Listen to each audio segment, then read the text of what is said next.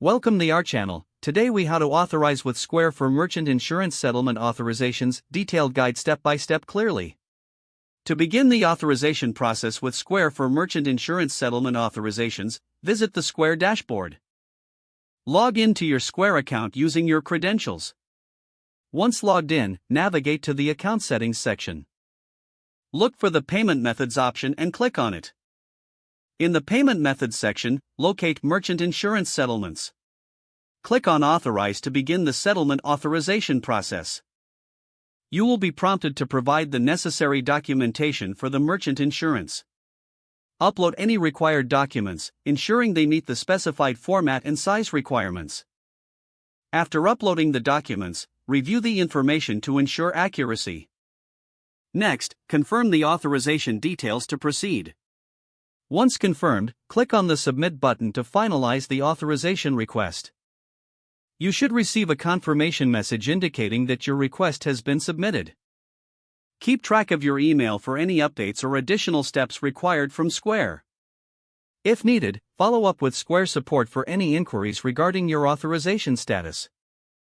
After approval, ensure to regularly check your Square dashboard for updates on your merchant insurance settlement.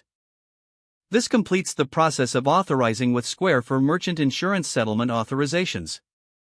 If the page does not load, refresh the browser or try again in a private or incognito window. Make sure you are using the correct email address, then retype it carefully to avoid small typos.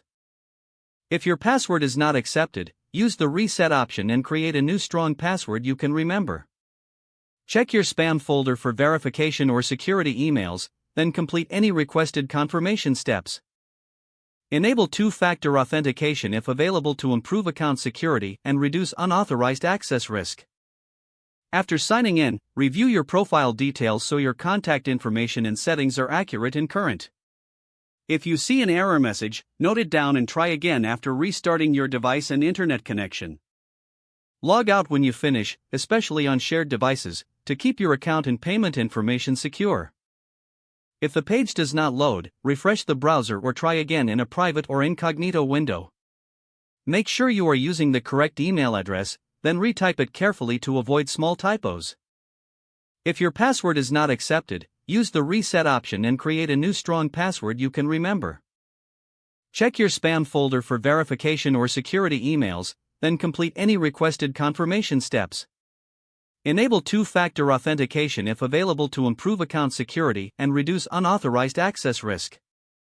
Don't forget to like this video and subscribe to our channel for more step-by-step tech guides.